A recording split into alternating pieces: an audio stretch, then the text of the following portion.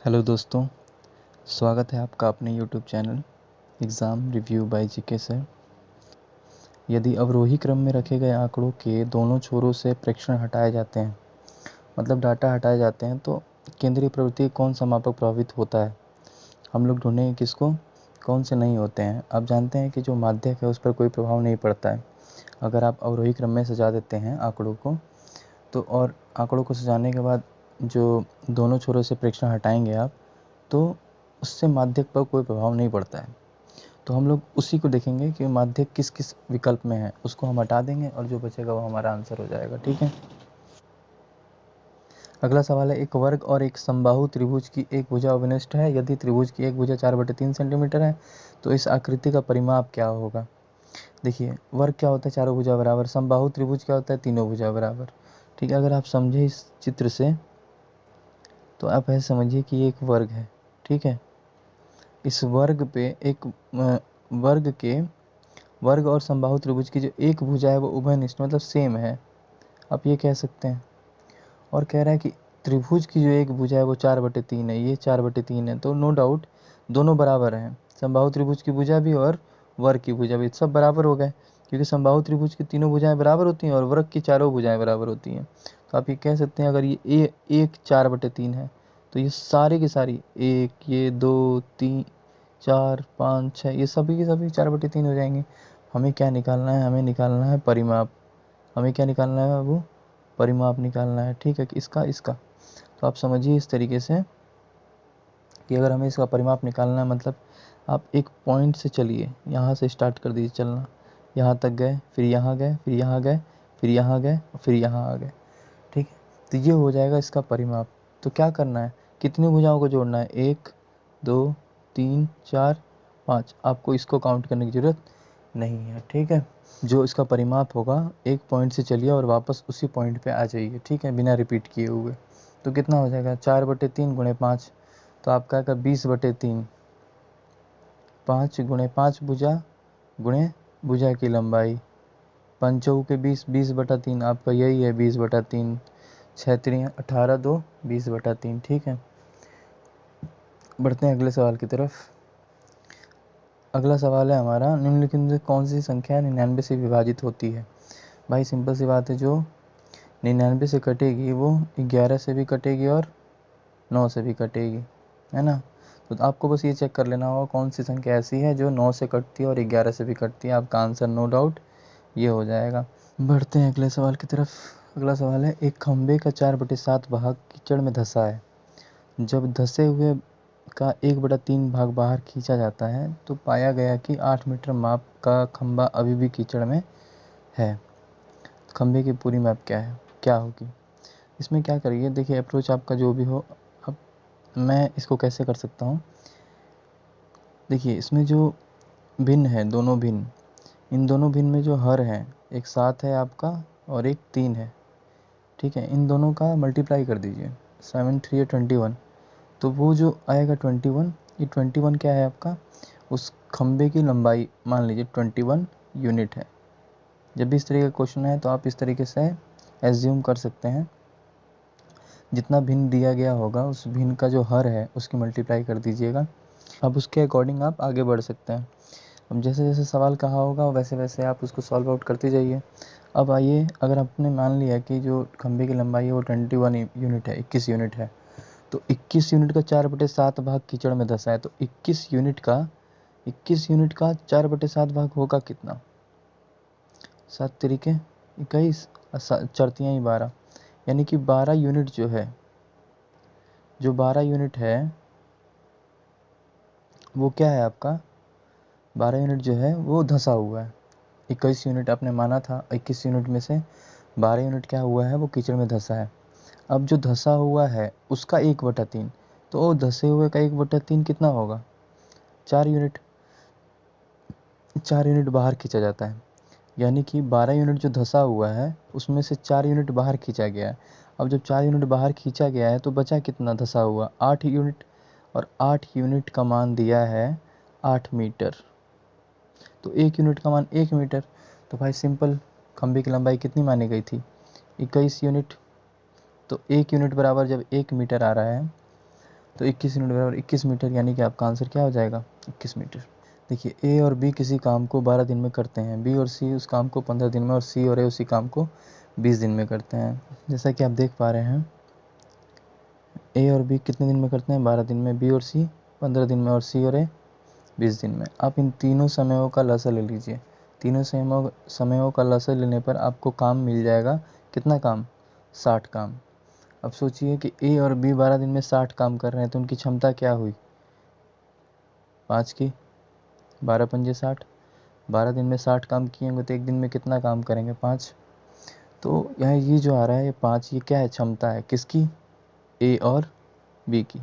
उसी प्रकार से 15 चौके 60, ये जो 4 क्षमता है ये किसकी है, ये बी और सी की है, और ये जो 3 क्षमता है ये किसकी है, सी और ए की।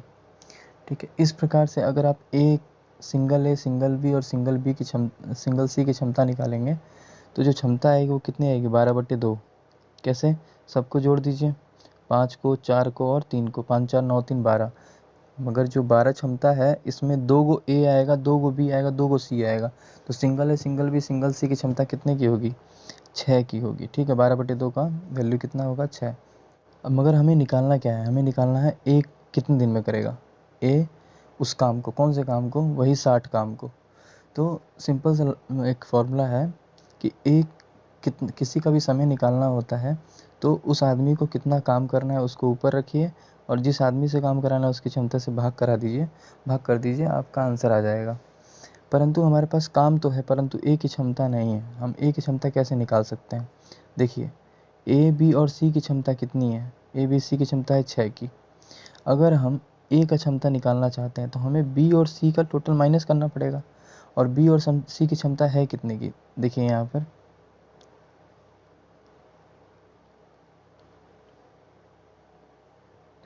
बी और सी की क्षमता है 4 की, यानी कि अगर हम टोटल में से 4 को घटा दें तो ए की क्षमता निकल गई। ठीक है, अब ए की जब क्षमता निकल चुकी है, ए की क्षमता निकल के कितने की 2 की। अब ए की क्षमता से भाग करा दे किस में, काम में, काम कितना निकाले थे 60, और 60 में जब ए की क्षमता से भाग कराएंगे तो हमारा जो आंसर आएगा वो कितना आएगा 30 दिन। मेरे ख्याल से समझ में आया होगा। अगला सवाल है हमारा, इस भिन्न का आपको मौसा निकालना है। ठीक है, इस भिन्न का आपको मौसा निकालना है 14 42 14/33 42/55 21/22 का मौसा। सिंपल सा फॉर्मूला है, जो निकालना है तो मौसा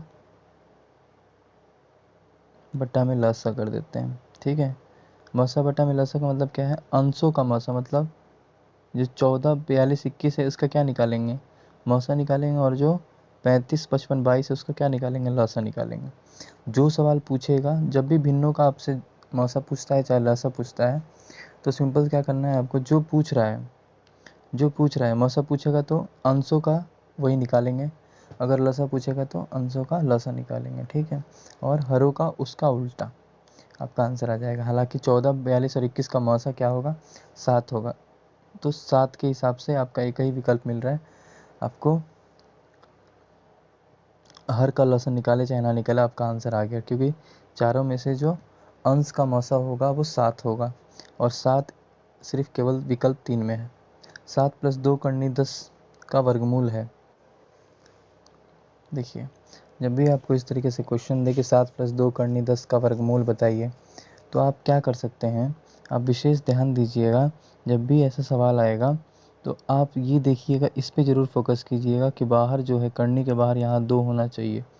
इनकेस अगर 2 नहीं है तो ये 2 छुपा होता है इस करनी में, कहाँ पर, इस 10 के साथ। मतलब ये हो सकता है कि 7 + करनी 40। ठीक है, तो यहाँ पर ध्यान दीजिए, यहाँ 2 तो है नहीं, तो इसमें से 2 बाहर निकालेंगे, तो 2 बाहर निकाल, जब 4 इसमें से निकालेंगे तब 2 बाहर आएगा। ठीक है, तो ये विशेष ध्यान दीजिएगा, यहाँ पर 2 होना चाहिए। अब देखिए सवाल, इसको हल कैसे करेंगे, ये चीज़ तो क्लियर होगी कि यहाँ पर जो 2 है, 2 जो है वो होना चाहिए। ठीक है, अगर नहीं है तो आपको इस करनी में दिया गया होगा, छुपा होगा, आपको वो निकालना होगा। जब करनी में होगा वो 4 निकलेगा, 4 जो है वो बाहर 2 आएगा। ठीक है, अब 10 का क्या कीजिए आप, 10 का 2 ऐसा फैक्टर कीजिए कि गुणा करने पर तो आपका 10 आए, परंतु जोड़ने पर क्या आ जाए, ये आ जाए। जोड़ने पर आपका क्या आ जाए, 7 आ जाए। देखिए 10 का ऐसा गुणनखंड कीजिए कि आपका गुणा करने पर तो 10 आए, परंतु जोड़ने पर आपका क्या आ जाए, ये 7 आ जाए। ठीक है, तो 5 और 2 होंगे। अब यहाँ पर ध्यान दीजिएगा कि यहाँ जो साइन है, ये साइन डिपेंड करता है इस वाले साइन पे। अगर यहाँ प्लस होगा तो यहाँ प्लस आएगा, माइनस होगा तो माइनस आएगा, मगर आपको इन दोनों को जोड़ करके ही हमेशा ये लेके आना है। ठीक है, अब आगे बढ़ते हैं। देखिए यहाँ तक जैसे ही आप 5 और 2 पे आ गए, उसके बाद साइन भी क्लियर हो गया। उसके बाद क्या करना है, आपको करनी लगा देनी है, आपका आंसर आ गया। √5 + √2 यही आपका आंसर होगा। ठीक है, √5 + 2 √2 या फिर √2 + √5 कह लीजिए, दोनों में कोई डिफरेंस नहीं है। अगला सवाल है हमारा, पंचभुज के अंतःकोणों का योग ज्ञात कीजिए। आसान सा सवाल है, फॉर्मूला बेस्ड क्वेश्चन है। 2n - 4 × 90 ये इसका फॉर्मूला होता है। ठीक है, मैंने इसमें एक या करके एक और लिखा हुआ है, n - 2 × 80। वही मैंने 2 कॉमन लिया है इसमें से। अगर 2 कॉमन ले लीजिएगा तो 2 × 90 डिग्री, वो कितना हो जाएगा, 180 हो जाएगा। यहाँ पर n का वैल्यू क्या होगा, n का वैल्यू होगा जितनी, जो भी आप बहुभुज लेते हैं उसमें बहुभुज में भुजाओं की संख्या कितनी है। तो यहाँ पर भुजा की संख्या कितनी है बाबू, 5 है। ठीक है भाइयों, तो भाई जहाँ पर n है वहाँ पर 5 रख दीजिए, आपका आंसर आ जाएगा। तो 5 - 2 3 और गुणे 180, तो 18 × 3 = 54, 540 डिग्री आपका आंसर हो जाएगा। वरना आप इस पे भी रख सकते हैं, 2n - 4 × 90 पे n का वैल्यू क्या रख दीजिए, 5 5 2 10, 10 में से 4 गया कितना, 6 6 × 90 540।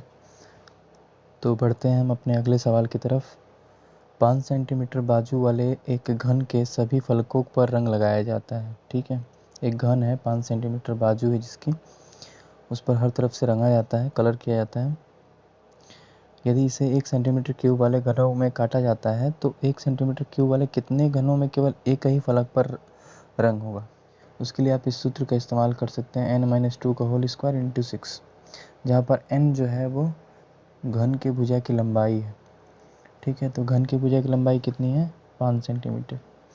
तो 5 में से 2 गया 3, 3 का स्क्वायर कितना हो जाएगा, 9, और 9 × 6 कितना हो जाएगा, 9 × 6 = 54, ये हमारा आंसर हो जाएगा।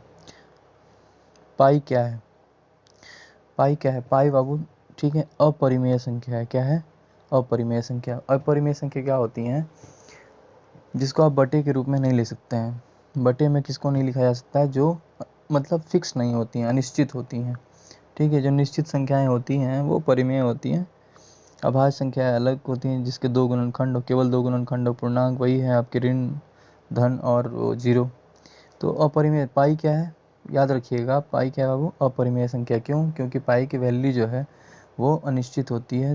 हालांकि अगर 22/7 हो या 3.14 हो, तो 3.14 जो है ये फिक्स है, 22/7 भी क्या है, फिक्स है। मगर पाई अगर सिंबल में देगा तो ये अनिश्चित है।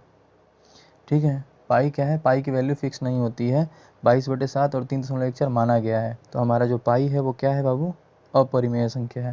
हालांकि जब हम संख्या पत्ती पढ़ाएंगे उसमें सारी चीज़ें स्पष्ट रूप से आपको समझाएंगे। ठीक है, अगर आपको वीडियो अच्छा लगता है तो प्लीज़ लाइक कर दीजिए, और हमारे चैनल पे नए हैं तो प्लीज़ सब्सक्राइब कीजिए। आपके लाइक और कमेंट से हमें प्रोत्साहन मिलता है, तो प्लीज़ धन्यवाद।